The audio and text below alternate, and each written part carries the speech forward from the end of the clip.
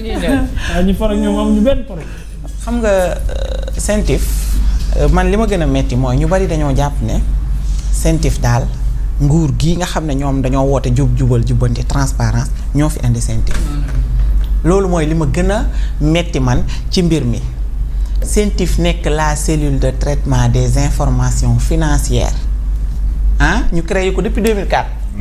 Mboobaak léegi nag bi ñu ko créé ba tey mi ngi ci li muy def nii mooy liggéeyam. mais est-ce que amul yeneen objectif wala dérouté wuñ ko aussi mooy xeex ak le blanchiment de capitaux. loolu mooy liggéeyu CENTIF mais malheureusement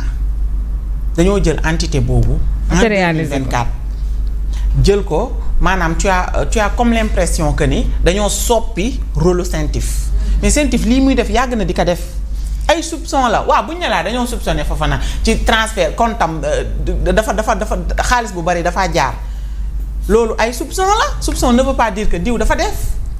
da moo tax nit yi mënuñu def la part des choses nit yi mënuñu comprendre lii mooy lii mooy lee loolu bu amaan kii mu concerné mais dañ koy demander ay explications mais malheureusement 2024 ba tey dossier CENTIF yi ñi mu concerné. demandé wuñ ci kenn lenn. da ngay xëy ñu convoqué la mandat de dépôt nañ la. da ngay xëy ñu convoqué la wala takkal nañ la bracelet mais def nañ la sous contrôle judiciaire. mais léegi loolu lan lay jël lan lay en fait tu as comme l'impression que ñii dañoo am problème ak li nga xamante ne mooy droit yi nga xam ne moom la nit ki ñuy jiiñ di am bi si des mooy dañuy fàtte présomption d'innocence bu ñu nee diw rek. CENTIF rek ñu ne sàcc la regarde benn cas rek laay wax muy kaawu Farba Ngom dañu jaayoon ne 125 milliards la luubal blanchiment de capitaux nu mu tudd beneen délit bi. association de malfaiteurs ak complicité de détournement de deniers publics mais loolu yëpp ñu jël ko teg ko ci ndodd nit adduna bi yëpp Sénégal gi yëpp ne diw sàcc la lii mooy dëgg li ñu doon wax mooy dëgg dégg nga Sonko moom jinne la du nit. lim ñu waxoon yëpp am na ñi ay sàcc la ñoo luubal alalu réew mi au finish fan la mujjee. caravane la mujjee def fële ca añam. àdduna topp ko di ko topp kat mën nañ ko méngalee àdduna ndax nit ña moom macha allah la ñu topp ko ak yeneen dossiers yoo xam ne ba tey jii amuñ ci dëgg léegi li ñuy def nii lan la. du dañuy jël CENTIF bi nga xam ne dayo dafa amoon dayo aux yeux de tous ñu jël ko maanaam. yolomal ko ba kenn dootu ko joxati gëdd CENTIF bu génnee tey rapport dañ naan bu Farba bi fu mu mujjee ana bu kee loolu dafay décrédibiliser entité bi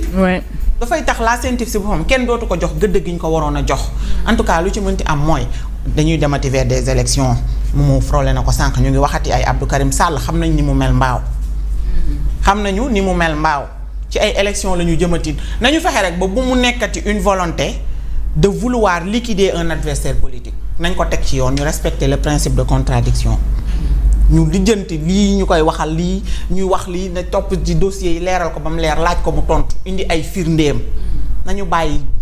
suñu institution yi nga xamante suñu entité yi nga xamante ne ni dañ leen joxoon gëdd ñu jël ko di ko defee politique ba finalement kenn dootu leen respecter. Fall. Aïcha kon ñu ñëw directement ci cadre gëm sa bopp yi Ndiaga ñu ngi alerté ci situation wu dëkk bi wax nañu ne daal li nu gis muy xeeñ ni mën nañu ko woowee crime de haute trahison économique et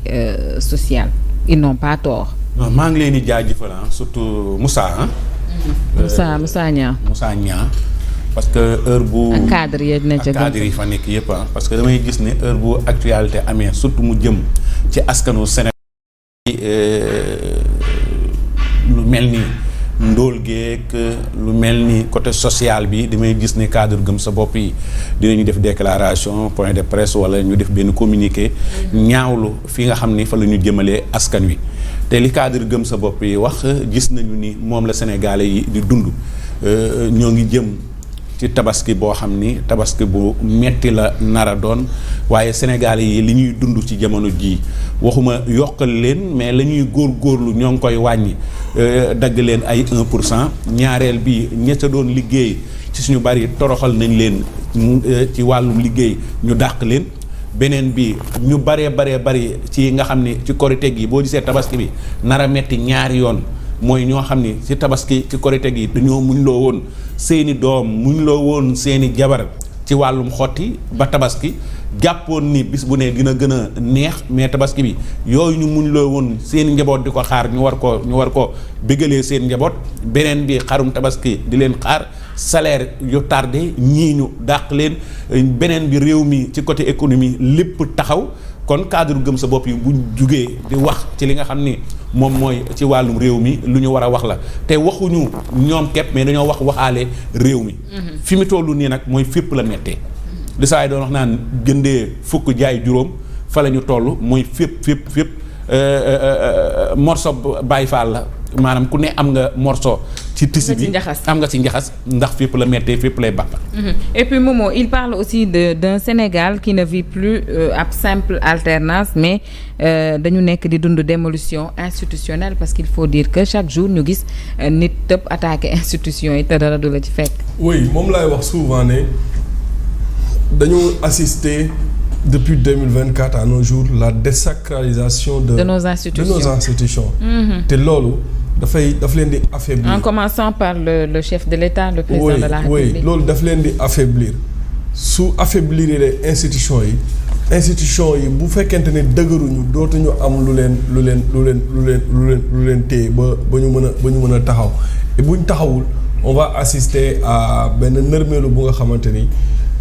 dafay xaw a doy waar moom laay wax souvent ne nañuy bàyyi xel yi xew ci yeneen dëkk yi par exemple quand je prends l'exemple du Mali avant 2012 avant coup d'état bi nga xamante ne moom moo amoon 2012 le Mali à un moment donné a été un pays stable un géant démocratique un pays bu nga xamante ne institution yi dëgëroon na mais au fur et à mesure ñuy gis li nga xamante ni moom mooy désacralisation de ces institutions là ñu dem ba institutions yi mënatuñoo taxaw moo tax bi putsch amee après dafa yóbbaale daanaka tout ce que le Mali avait le plus cher aujourd'hui tey ñun on assiste à ce système là mënuloo comprendre tey le président de la République nekk la plus haute institution ñi nga xamante ne ñoo nekk ak président de la République ci gouvernement bi di gérer gouvernement bi tu vois des ministres di saaga di xas di désacraliser la présidence de la République di wax lu ne président de la République te dara lu leen ci fekk te pourtant bu ko keneen defoon koo xamante ne àndul ak ñoom bu subaa ñu jël ko yóbbu ko kaso donc moi je pense que respect des institutions ci ñoom la war a commencer su ko defee après ñu mën ko imposer ñeneen ñi mais li ñu wax naan lii raam ci ñag ba la jëm te bu fa xasee am kër dootu fa gaaw a jugee loolu moo nekk di ñu daal moo tax souvent damay ragal dama naan est-ce que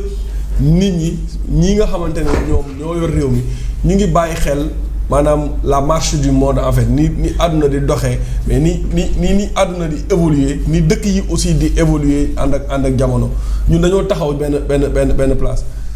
tey de 2024 ak léegi suñu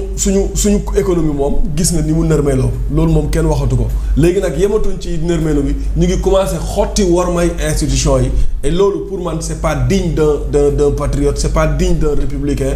et artu bi nga xamante ni moom la gëm sa bopp di def loolu mooy rôlu opposition soxna na fi.